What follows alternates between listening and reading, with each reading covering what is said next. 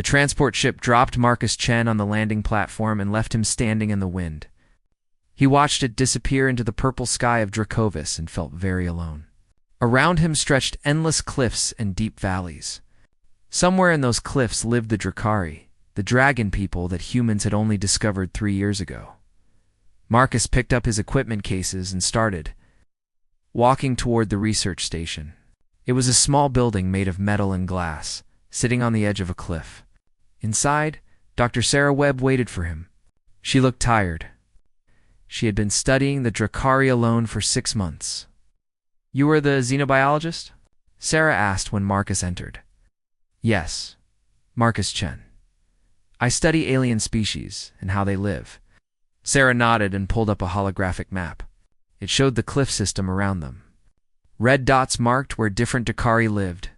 She pointed to one that was closer than the others. "This is the Sarah. She is young, maybe 20 in human years. She just built her first nest 2 months ago. She lives alone.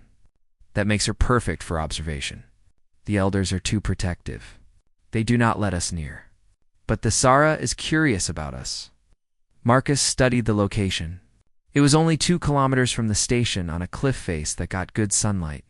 "What do we know about her?" "Not much. She hunts well. She is smaller than most Drakari females, but very fast.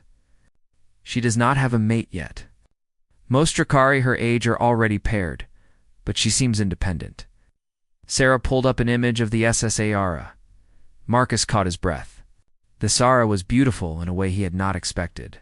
Her scales were deep blue with silver patterns that looked like stars. Her wings were huge, with membranes that seemed to glow in the light. Her eyes in the photo were bright gold and very intelligent. "She will not hurt you," Sarah said, noticing his reaction. "The Drakari are not aggressive. Just be respectful.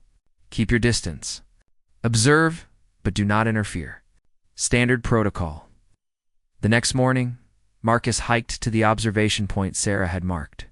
He set up his equipment on a flat rock about 200 meters from the Sarah's nest. The nest was built into a natural cave in the cliff face, with a large platform extending out. He could see collections of stones, bones, and shiny objects arranged in patterns on the platform. Through his binoculars, Marcus saw movement. The Sarah emerged from her cave, stretching her wings in the morning sun. She was even more magnificent in person. She moved with grace and power, every muscle flowing under her scales. She looked around her territory, and then her eyes locked onto Marcus. He froze.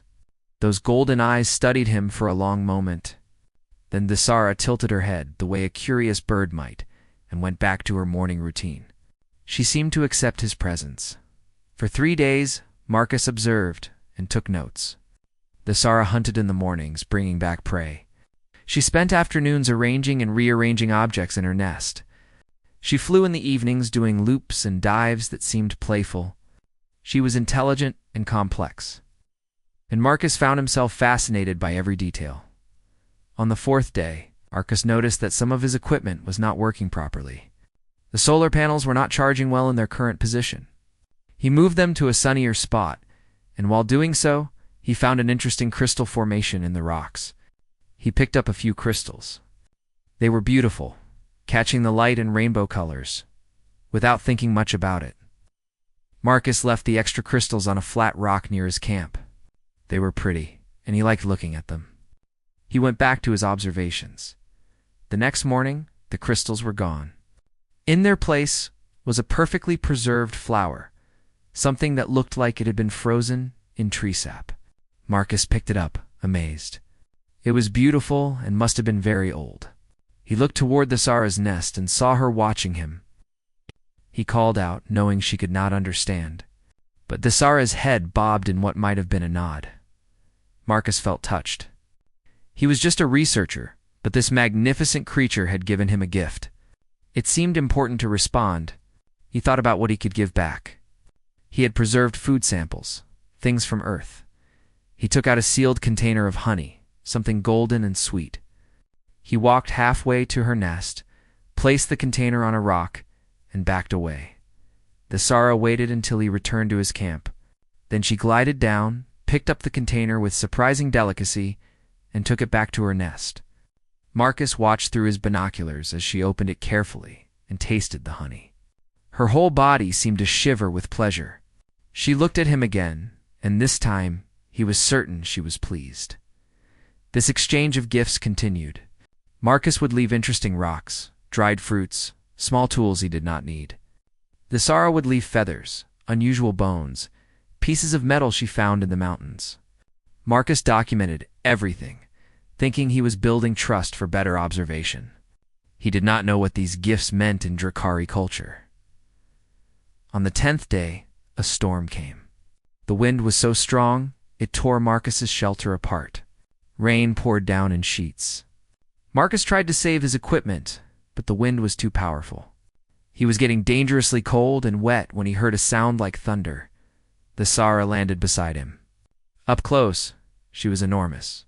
Her head was as large as his entire body, but her eyes were gentle. She made a low, rumbling sound and carefully grasped Marcus in her claws. He was too shocked to resist as she lifted him into the air. She flew through the storm with powerful wing beats, carrying Marcus and as much of his equipment as she could grab. She brought him to her nest, into the dry cave behind the platform. She set him down gently and then curled her body around the entrance, blocking the wind and rain. Marcus sat there, stripping and shaking, surrounded by the Sara's possessions. The gifts he had given her were arranged carefully among her other treasures. His equipment was piled nearby, and this Sara was watching him with what he thought was protective concern. "Thank you," Marcus whispered. "You saved me," Sara rumbled again, a sound that seemed content. Then she did something that Marcus did not understand the significance of. She carefully moved some of her treasures aside and made space for his equipment among her most prized possessions. She was arranging his things into her nest as if they belonged there, as if he belonged there. Marcus fell asleep that night warm and dry, listening to the Sara's steady breathing. He thought she was just being kind to a helpless creature in her territory. He did not know that in Drakari culture, he had just accepted an invitation into her home. He did not know that every gift he gave her, she had taken as a courtship offering. He did not know that by staying in her nest, by sleeping there peacefully, he had just completed the second stage of Drakari bonding. Outside, the storm raged. Inside the nest, two beings from different worlds rested together. Each thinking they understood what was happening, neither of them knew how wrong they were, and neither of them knew how right it would eventually become. Part 2. Lost in translation, Marcus woke to sunlight streaming into the cave and the sound of wind outside. The storm had passed. He sat up and looked around Sara's nest. She was gone, probably hunting. His equipment was exactly where she had placed it the night before, arranged among polished stones and metal pieces.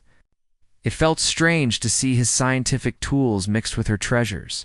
He stepped out onto the platform and gasped. Part of the platform's edge had broken during the storm. Rocks and debris had fallen into the valley below. It was not dangerous, but it left a gap in what had been a perfect circle. Marcus could see how carefully the Sara had built this place. Every stone fit together with purpose. When the Sara returned an hour later, carrying a large bird-like creature in her claws, she saw the damage immediately. She made a sound that was almost like a sigh and dropped her prey. She began examining the broken section, touching stones with her claws. Testing what remained, Marcus watched for a moment, then had an idea. He was not strong like her, but he understood structure. He had studied alien architecture. Maybe he could help. He started gathering fallen stones from the platform, sorting them by size and shape. The Sara stopped and watched him. Her golden eyes followed his movements with intense focus. Marcus felt nervous under that gaze, but kept working. He found stones that fit together and began placing them carefully, rebuilding the edge. He used smaller rocks to fill gaps, making everything stable. The Sara made a soft rumbling sound and joined him. Together they worked, her placing the heavy stones, him fitting the smaller pieces. Her strength and his precision combined perfectly. By midday, the platform was repaired, even stronger than before. Marcus stepped back and smiled at their work. The Sara moved beside him, and made a sound he had not heard before. It was musical, almost like purring. She touched his shoulder very gently with one claw, careful not to scratch him. Then she went to her prey and tore off a piece. Bringing it to him, Marcus knew he could not eat raw meat, but he understood the gesture. He bowed his head in thanks and took the piece respectfully. Later, he would cook it over his small camp stove. The Sara seemed satisfied and began eating her own meal. Over the next week, Marcus settled into a routine at the nest. He still did his research, taking notes and measurements. But now he also helped the Sara with small tasks. When she brought back unusual plants, he would examine them and show her which ones had useful properties. He used his scanner to identify nutritional content, medicinal values, toxicity levels. The SSARA watched these demonstrations with deep interest. She could not understand his words, but she understood his intent. He was sharing knowledge. In return, she began showing him things about Dracovis. She would bring him to high cliffs and show him where to find water. She demonstrated which creatures were dangerous and which were safe. She was teaching him how to survive on her world. Marcus carefully documented each plant she brought, explaining its properties out loud even though she could not understand. This one has healing compounds. It could help with infections. And this one is highly nutritious, full of proteins. He placed each plant in a special collection area. What Marcus saw as a research sample collection, the Sara saw as something else entirely. In Drakari culture, when a male and female gathered resources together and displayed them in the nest, they were building their courtship collection. These items represented their combined knowledge and ability to provide. Marcus's careful arrangement of each plant was, to her, proof of his dedication to their future together. One afternoon, a group of 3 Drakari flew past the nest. They were older, their scales darker, and marked with age. They circled once, twice, then landed on a nearby cliff. Marcus grabbed his camera, excited to observe more Drakari.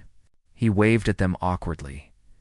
The eldest Drakari, a massive male with deep green scales, studied Marcus for a long moment.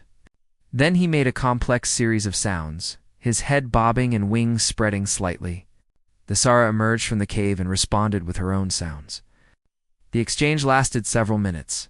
Finally, the 3 visitors flew away. The Sara returned to Marcus and touched his hand gently with her snout. She seemed pleased about something. Marcus documented the encounter carefully. Interaction with Elder Drakari. Subject: the Sara appears to have positive relationship with Elder Group. Communication between Drakari is complex, involves both sound and body language. The Elder appeared to greet me directly, possibly acknowledging my presence as a researcher. What Marcus did not know was that the Elder had not been greeting him as a researcher.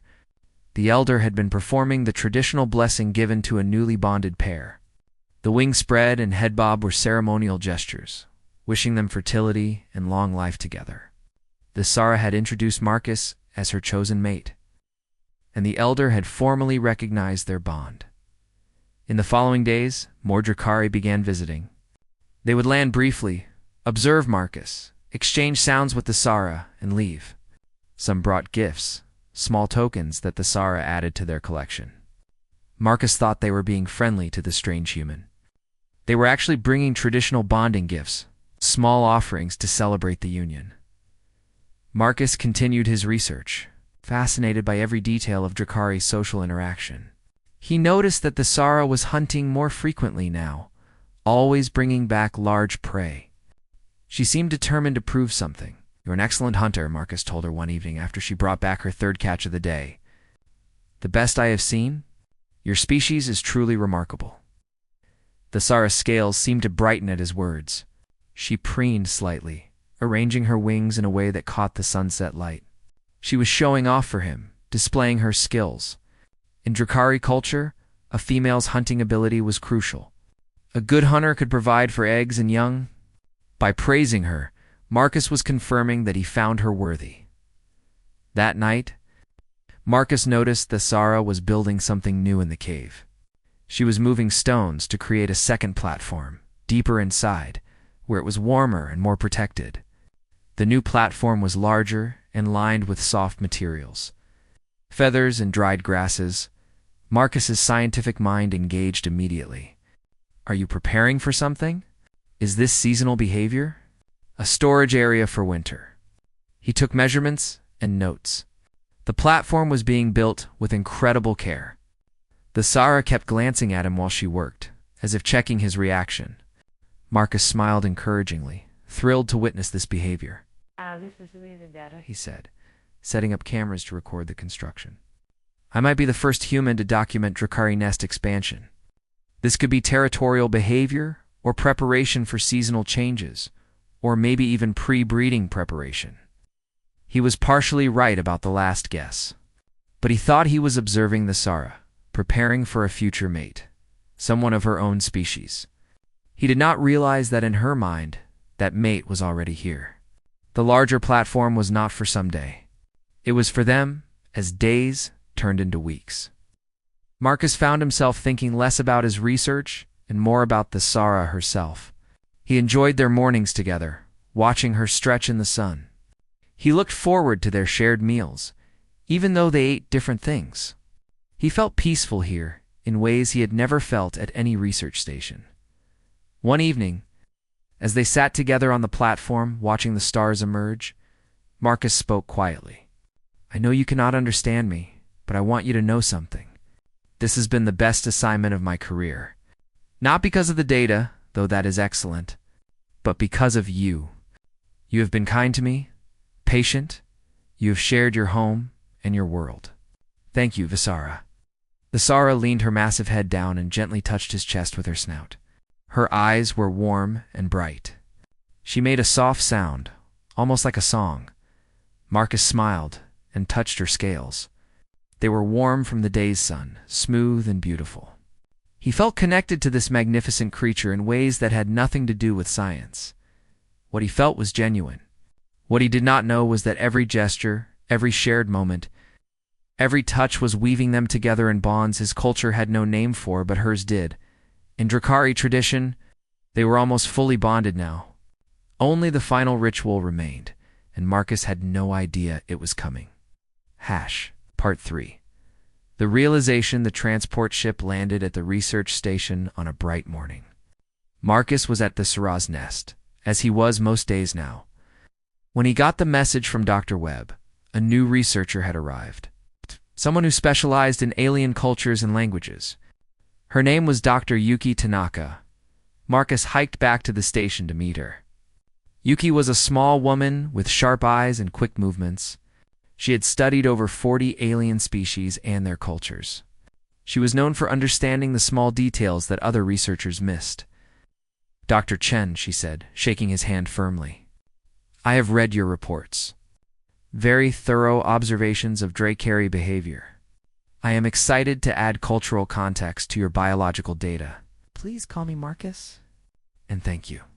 There is so much we still do not understand about them. Well, let us start with a field observation. Take me to your research site. They hiked together to the Sara's nest. Marcus talked the whole way, explaining the Sara's behaviors, her hunting patterns, her intelligence. His voice was full of warmth when he spoke about her. Yuki listened carefully, not just to his words but to his tone when they arrived. Sara was on her platform, arranging the gifts and objects that she and Marcus had collected. She looked up at the sound of voices and her eyes fixed on Marcus. She made a welcoming sound and moved toward him. Marcus smiled. Visara, this is Dr. Tanaka. She is here to learn about your people. He gestured to Yuki. Visara glanced at Yuki briefly, made a polite sound, then returned her attention to Marcus. She moved closer and touched his shoulder with her snout in greeting. Then she showed him something new she had added to the collection, a piece of crystal that glowed faintly blue. That is beautiful, Marcus said, examining it. Where did you find this? The luminescence suggests it might be biologically active. He pulled out his scanner. Why, UK? I watched this interaction in silence. She watched how the Sara stood close to Marcus. Her body angled to include him, but exclude Yuki. She watched how Marcus touched the Sara's scales unconsciously, as if it was the most natural thing in the world. She watched the arrangement of objects in the nest, the two sleeping areas. The way Marcus's equipment was integrated into the Sara's most precious possessions. Her eyes went wide. Marcus, Yuki said slowly. Can we talk? Privately? Marcus looked confused but nodded. They walked a short distance away, though the Sara watched them the entire time, her eyes never leaving Marcus. Marcus, Yuki said quietly. Do you know what you have done? What do you mean? I have been conducting standard observation protocols. Close contact? Yes. But necessary for good data. No, Yuki shook her head. No, Marcus. You have not been conducting research. You have been courting her. Marcus stared at her. What? No, I have been observing, documenting, building trust. That is standard procedure. Yuki pulled out her tablet and began showing him images and notes. Gift-giving near a female's nest. That is the first courtship stage. Living in her nest, sleeping there. Second stage, helping her repair and improve the nest. Third stage, bringing her resources and displaying them together. Fourth stage, accepting gifts from elder Drakari who visit. Those were not friendly visits, Marcus. Those were bonding witnesses. Official recognition of your union. Marcus felt the blood drain from his face. That is not possible. I was just being helpful. Being kind. Kindness, helpfulness, consideration. Those are exactly the traits Drakari females look for in a mate. And you displayed them all perfectly. Look at that new platform she is building. Do you know what that is for? Storage? Seasonal preparation? It is a mating chamber, Marcus. She is building it for the two of you. Marcus sat down hard on a rock. His mind was racing. Every moment of the past weeks was suddenly taking on new meaning. The gifts, the touches, the way she watched him, the way other Drakari treated him. It all made horrible, perfect sense. I did not know, he whispered. I did not mean to deceive her. This is a disaster. I have violated every research protocol. I have emotionally manipulated an intelligent being. Oh God, what have I done? Yuki sat beside him. From what I observed, Marcus, she initiated most of the bonding behaviors. She brought you to her nest. She gave the first gifts. She introduced you to the elders. Yes, you responded to her advances, but you did not manipulate her. If anything, she courted you. But I did not understand. I cannot be bonded to her. I am human. She is Drakari. This is impossible. Impossible? Yuki looked thoughtful. I have seen stranger things in my career, but that is beside the point right now. The question is, what do you do next? Because if you leave now, she will think you have rejected her. And rejection after such an advanced bonding stage can be devastating for a Drakari. It can make them ill, sometimes for years. Marcus put his head in his hands. I cannot hurt her, but I cannot let this continue based on a misunderstanding. She deserves the truth. How will you tell her? She does not speak your language. I will find a way. She is intelligent. She will understand. Marcus stood and walked back to the nest. The Sara looked up at him, and her expression was so open, so trusting that Marcus felt his heart break. He sat down on the platform and pulled out his drawing tablet. He began sketching. He drew a human figure and a Drakari figure. He drew them exchanging gifts. Then he drew a line between them with a question mark. He showed the Sara. She tilted her head, confused. Marcus tried again. He drew the human figure looking confused, with question marks around his head. He drew the Drakari figure looking happy. He pointed to himself, then to the confused human. He pointed to her, then to the happy Drakari. Slowly, understanding began to dawn in the Sara's eyes. Marcus saw the moment she realized what he was saying. He had not understood. All this time, he had not known what was happening between them. The sound she made was like nothing Marcus had heard before. It was full of pain and confusion. Her wings drooped. She backed away from him, her eyes suddenly guarded. Marcus reached for her, but she pulled back. He drew more images frantically, trying to explain that he had not meant to hurt her, that he valued her, that he was sorry. But the Sara was not looking at the tablet anymore. She made a low, mournful sound and retreated into the back of her cave, into the new chamber she had been building. Marcus tried to follow, but she blocked the entrance with her body and turned away from him. "Sarah, please," Marcus called. "I am sorry. I did not know. Please let me explain." But she did not respond. She curled into a tight ball, her wings wrapped around herself, and went silent. YUKI had watched everything from a distance. She came to stand beside Marcus. "She thinks you rejected her. In Drakari culture, what you just did is like breaking an engagement." "I did not reject her," Marcus said desperately. "I just wanted her to know the truth. The truth that you did not want to bond with her." "How is that different from rejection?" Marcus opened his mouth to answer, then stopped. Because he was not sure anymore. Did he not want to bond with the Sarah? Or was he just scared?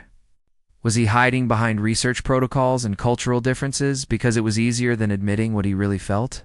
He thought about the past weeks, the joy he felt every morning when he woke up in the nest, the peace he felt sitting beside her, the way his heart lifted when she returned from a hunt, the pride he felt when she displayed her skills, the warmth in his chest when she touched him gently. He had been falling for her. He had been falling for her from the beginning, and he had hidden behind science to avoid admitting it. "I need to think," Marcus said quietly. "I need to figure out what I really want." "Think quickly," Yuki advised.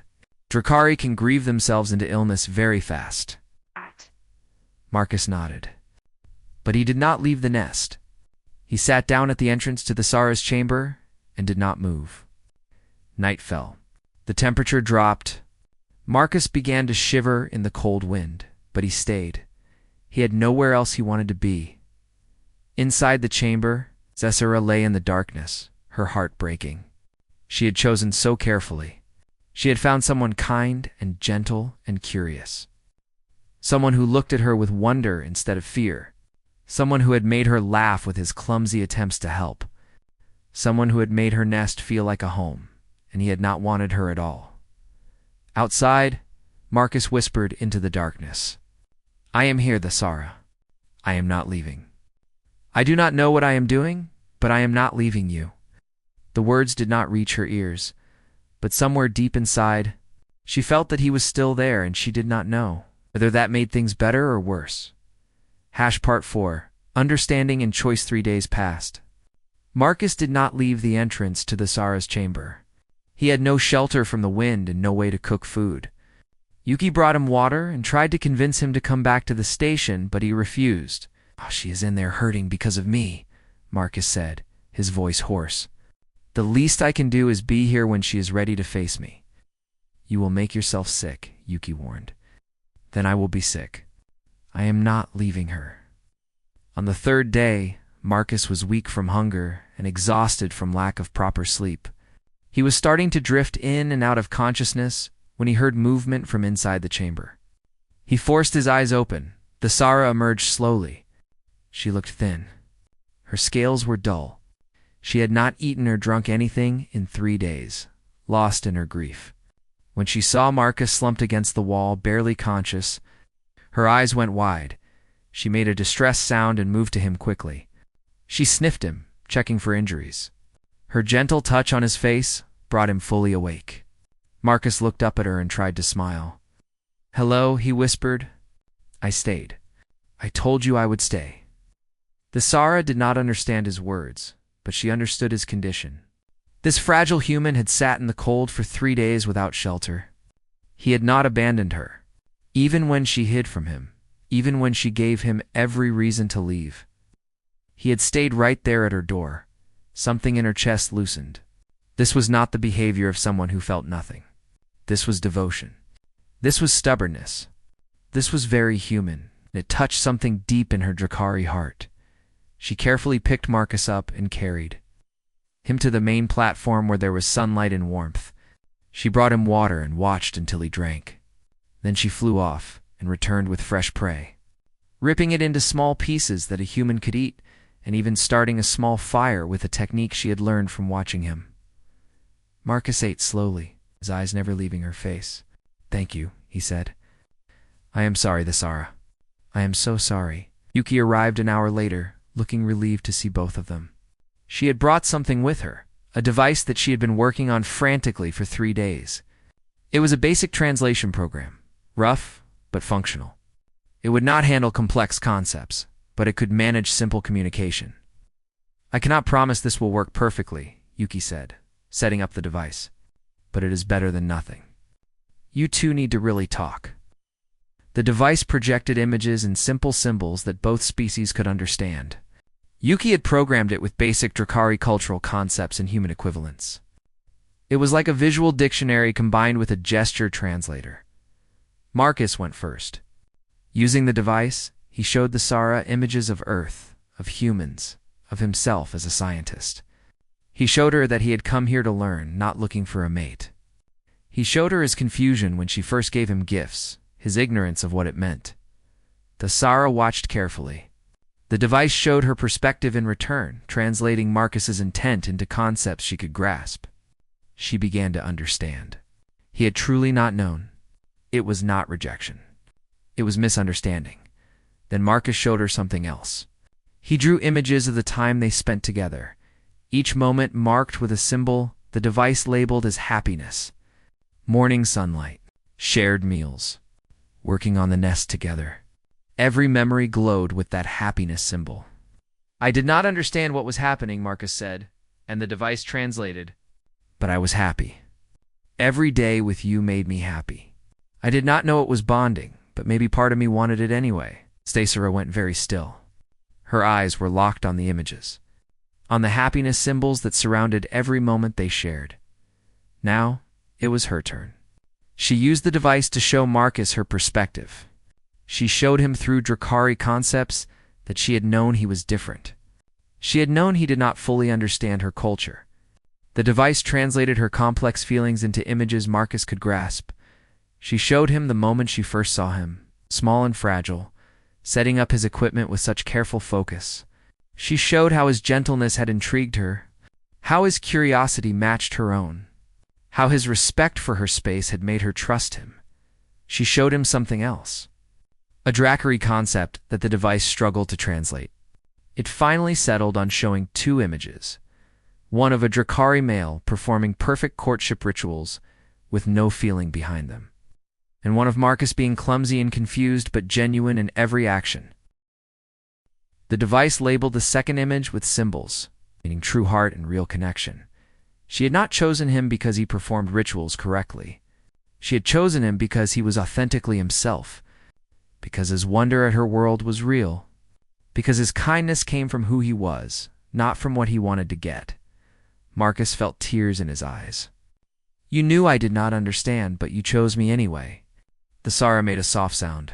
The device translated it as yes and always yes. They sat together in silence for a long time, the device resting between them. Yuki had quietly left, giving them privacy. The sun was setting, painting the sky in shades of purple and gold. I have to make a choice, Marcus said finally. I can follow the rules I was raised with, the protocols of my people, and leave. Go back to being just a researcher. Or I can stay and see where this goes. Stay and choose you the way you chose me. He looked at the Sara. But if I stay, I need to be honest with myself about what that means. I cannot pretend it is still just research. I cannot hide behind science anymore. If I stay, it is because I want to be with you.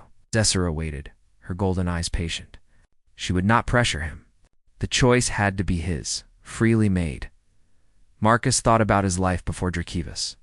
His small apartment on Earth that never felt like home. His colleagues who respected him but did not know him. His family who loved him but did not understand his work. He had spent his whole life studying how other beings connected. But he had never really connected himself until he met a dragon woman who looked at him like he was something precious. I have spent my career studying life, Marcus said quietly, but I never really lived until I came here. Until I met you. You made me laugh. You made me feel brave. You made me feel like I belonged somewhere. He stood up and looked at her directly. I do not know how this will work. Our peoples are so different. But I know I do not want to walk away. I know I want to try. If you will still have me after all this confusion and pain I caused. Thessera rose to her full height. She spread her wings, catching the last light of the sun. She was magnificent and powerful and beautiful. and she was looking at him with such warmth that Marcus felt it like physical heat. She lowered her head, touched his hand gently with her snout. The device translated the sound she made, yes, and always yes. Marcus smiled, tears running down his face. Then I need to do this properly. I need to choose you the way you deserve to be chosen. He went to his equipment and dug through until he found what he was looking for. Seeds from Earth, carefully preserved. He had brought them for research, to see if Earth plants could grow in Drakova soil. He had been cultivating a few in small containers. One had bloomed yesterday. Simple white flower with a sweet scent. Marcus had never seen anything so perfect in his life. He carefully cut the flower and brought it to the Sara. On my world, we give flowers to show love. This is from Earth, from my home. I give it to you freely, knowing what it means now. This is me choosing you, the Sara. This is me saying yes. He held out the flower. It was such a small thing, this tiny white bloom, but it represented his entire world, his past, everything he had been before, and he was giving it to her. The Sara took the flower with infinite care. She held it like it was made of glass, like it was the most valuable thing she had ever received. Because it was. It was not given in ignorance this time. It was given with full knowledge and intent. It was a true courtship gift. She made a sound that was pure joy and pulled Marcus into a gentle embrace. Her wings wrapped around him, warm and safe. Marcus hugged her neck and felt, for the first time in his life, completely at home. We are going to figure this out together, Marcus promised. Whatever it takes. The Sara rumbled her agreement. Together. That was the word that mattered most. They would face the challenges together, learn together. The sun set fully. The sun set fully, and stars began to appear. Marcus and the Sara stood on the platform, wrapped in each other's presence. Tomorrow would bring questions and complications. The research committee would need explanations. Their peoples would need to understand. But tonight, there was only this. Two beings from different worlds who had found each other against all odds, who had stumbled through misunderstanding into something real and true, who had chosen each other, and that was enough. Part 5. A new beginning. The message came 3 days after Marcus made his choice. The research committee wanted a full report on his activities. Dr. Webb had filed preliminary observations that raised concerns about protocol violations. Marcus had to appear before the committee via video link to explain. Himself, Marcus sat in the research station with Yuki beside him for support. On the screen were 5 committee members from Earth, their faces serious and professional. Behind him, visible through the window, this Ara waited on a nearby cliff. She had insisted on being close, even if she could not be in the room. Dr. Chen, the committee chair, began. We have reviewed the reports. You have been living in close contact with an alien subject, exchanging what appear to be gifts, and engaging in behaviors that blur the line between observation and participation. Can you explain? Marcus took a deep breath. Yes, I can explain. I have formed a bond with the Drakari female designated as the Sara. This bond follows Drakari courtship and pair bonding customs. It was unintentional at first, due to cultural misunderstandings, but I have since made an informed decision to continue and formalize this bond. Silence on the screen. The committee members looked at each other. You are romantically involved with an alien? One member asked. Yes. Dr. Chen, this is unprecedented. There are no protocols for this. No guidelines. You understand this complicates everything about your research. I do understand. That is why I am formally requesting a change in my assignment. I want to study human-Drakari relations, but from a new perspective. Not as an outside observer, but as a participant. I want to document what it means to build a relationship across species lines. The challenges, the successes, the communication methods. This could be groundbreaking research, Dr. Yuki spoke up. If I may, committee members, what Dr. Chen is proposing has significant scientific value. We have studied hundreds of intelligent species, but we have rarely studied deep interpersonal connections between species. Most of our research is observational and distant, This offers an unprecedented opportunity to understand not just how aliens think, but how they love, bond, and build families. Another committee member leaned forward. But can we trust the objectivity of this research? Dr. Chen is personally involved. His emotions will bias his observations. All research is conducted by beings with emotions, Yuki countered. We simply acknowledge the bias and account for it. In anthropology, participant observation is a recognized method. Dr. Chen would be doing something similar. But across species lines, the committee chair looked thoughtful. This would need very careful documentation, full transparency about the personal nature of the research, and it would be controversial. Many people will not understand. Many people did not understand when humans married across cultures, across religions, across racial lines, Marcus said quietly. But we did it anyway, and we learned from it. We grew from it. I am not asking permission to love the Sara. That is my choice and mine alone. I am asking for the opportunity to share what I learn with the scientific community, to help future humans who might find themselves in similar situations. As the committee members spoke among themselves, their audio muted. Marcus waited, his heart pounding. Through the window, he could see the Sara pacing nervously on her cliff. Finally, the chair unmuted.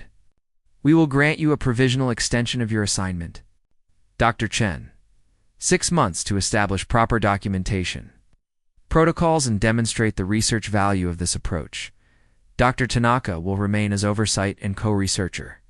You will submit monthly reports.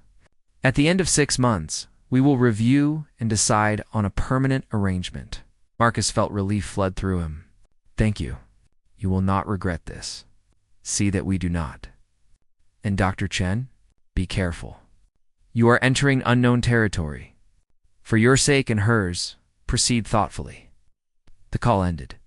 Marcus stood and walked outside. The Sara saw him and immediately flew down, landing beside him. She made a questioning sound. Marcus smiled and gave her a thumbs up, a gesture she had learned meant good news. They said yes. We have 6 months to prove this can work. But it is a start. Sara rumbled happily and nuzzled him. Marcus hugged her neck, feeling the warmth of her scales and the steady beat of her heart. The next months were a learning experience for everyone involved. Marcus and the Sara worked on communication every day. The translation device improved, allowing for more complex conversations. Marcus learned Drakari body language, the subtle shifts of wings and tail that conveyed emotion. The Sara learned human facial expressions and tone of voice. They developed their own hybrid communication style, mixing Drakari sounds, human words, and gestures that belonged to both and neither culture. It was unique to them, a language of two. Marcus documented everything, how they navigated differences in diet, with Marcus cooking his food while the Sara ate raw, how they managed different sleep schedules, with the Sara needing less sleep, but learning to rest quietly when Marcus needed to. How they handled temperature preferences, finding spots in the nest that were comfortable for both. He wrote about emotional communication, how the Sara showed affection through gentle touches and bringing gifts, while Marcus used words and made her laugh with his stories of Earth, how they both learned to read each other's moods, to offer comfort in ways the other could understand. The other Drakari gradually accepted Marcus. The elders who had blessed their union visited regularly, bringing news from other nests and territories.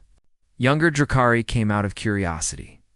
Wanting to see the strange human who had won the Sara's heart, Marcus helped where he could, using his knowledge to solve problems. When a young Drakari was injured, Marcus's medical training helped treat the wound. When a nest was threatened by unstable rock, Marcus's engineering knowledge helped reinforce it. He became not just the Sara's mate, but a valued member of the Drakari community. Human researchers started coming too, fascinated by what Marcus and the Sara represented. Yuki coordinated their visits, making sure they were respectful and did not overwhelm the nest. Marcus gave lectures via video link, sharing what he learned about cross-species relationships. Some humans were skeptical or disturbed. They could not understand how Marcus could love someone so different, but others were inspired. They saw in Marcus and the Sara proof that connection transcended biology. That love was not limited by what species you were born into. 6 months passed quickly. The day came for Marcus's review with the committee. This time the Sara was allowed to participate via video link. The translation device would allow her to present her own perspective. The committee chair spoke. Dr. Chen, we have reviewed your reports. They are thorough, honest, and scientifically valuable. You have documented not just your successes, but your failures, your struggles, your doubts. This is good science. Thank you, Marcus said. But we need to hear from the Sara as well. We need to know that she understands what this relationship means, that she is a willing and informed participant. Oh. The camera turned to the Sara. Through the translation device, she spoke. Her words came out as text and simple images, translated as clearly as possible. I chose Marcus. I choose him still. Every day I choose him. He is gentle and kind. He makes me laugh. He works hard to understand my world, and he shares his world with me. We are different, yes. But different does not mean wrong. Different means we have more to teach each other. I am happy with him. I am whole with him. I am home with him. The committee members listened in silence. When the Sara finished, more than one had tears in their eyes. The chair spoke softly. That was beautiful, the Sara. Thank you for your honesty. He turned to Marcus. Dr. Chen, we are approving your research program permanently. You will be the head of cross-species relationship studies. We are also establishing new protocols based on your work for other researchers who might form personal connections during fieldwork. You and the Sara have opened a door to new understanding. Marcus felt joy explode in his chest. Thank you. All of you. This means everything to us. After the call ended, Marcus and the Sara celebrated on their platform. The sun was setting, painting everything gold and pink. Marcus looked at the nest they had built together, the life they had created. The careful blend of human technology and Drakari craft, the collections that told the story of their journey, the comfortable spaces they had carved out for each other. We did it, Marcus said. We actually did it. The Sara rumbled happily and pulled him close with one wing. Through the translation device, she shared a thought. This is only the beginning. We have so much more to learn. So much more to build. Marcus smiled. Together, together. The Sara agreed. They sat in comfortable silence as the stars began to appear. Marcus thought about how far he had come from that first day when he set up his equipment, not knowing what would happen. He had come here to observe another species. Instead, he had found a partner, a home, and a purpose he never knew he needed. YUK visited the next morning with news. You are becoming famous, Marcus. 3 other researchers have contacted me. They have formed connections with the species they study. They were too afraid to report it before, but your success has given them courage. You have started something. Marcus looked at the Sara. We started something together, and we will help others navigate it. No one should have to choose between love and their career, between connection and protocols. Over the following years, Marcus and the Sara became ambassadors between species. They traveled to Earth so the Sara could meet Marcus's family, which was awkward and wonderful and strange all at once. They hosted gatherings at their nest where humans and Drakari could meet in safety and friendship. Marcus published papers that changed how scientists thought about intelligent species. He wrote about empathy, about the universal nature of connection, about how curiosity and compassion were the true bridges between worlds. His work influenced policy, ethics, and research methods across human space.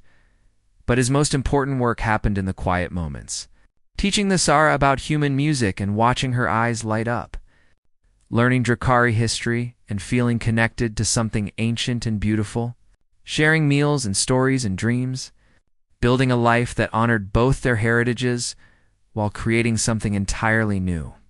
One evening, as they watched the sunset from their platform, Marcus spoke quietly. Do you ever regret it? Choosing someone so different. Someone who will never fully understand what it is to be Drakari. The Sara was quiet for a moment. Then, through their communication device and their shared language of gesture and sound, she responded, I do not regret. You may not know what it is to be Drakari, but you know what it is to be Marcus. And I love Marcus. The person who sits with me and watches stars, who fixes things with clever hands, who tells terrible jokes that make me laugh anyway, who chose me when he did not have to. That is enough. That is everything. Marcus felt tears on his face. I love you too. I came here to study another species, and I found my home instead. Not instead, the Sara corrected gently. You did both. You studied, you learned, and you found home. All of it is true. She was right, Marcus realized. He had not given up being a scientist. He had not stopped seeking knowledge. He had simply learned that the most important discoveries were not always the ones you planned to make. Sometimes they were the ones that found you when you were open enough to let them in. The stars came out one by one, bright in the Dracovis sky. Marcus and the Sarah sat together in their nest, two beings from different worlds who had built a world of their own. A world of patience and laughter, of challenges overcome and differences celebrated. A world where love was measured not by similarity, but by choice, by effort, by the daily decision to show up and try. It was not always easy. They still had misunderstandings. They still struggled with their differences. But they faced every challenge together. Every challenge made them stronger. Marcus updated his research log one last time for the day. His final note was simple but true. I came to observe another species and ended up discovering what it truly means to connect across all divides. With patience, with respect, with an open heart. The universe is vast and full of different kinds of life, but the need for connection, for understanding, for love, that is universal. That is the real discovery. That is what matters most. He closed the log and settled in beside the Sara. She wrapped her wing around him, warm and protective. Tomorrow would bring new challenges and new discoveries. But tonight, there was only this. Only them, only home, and it was perfect.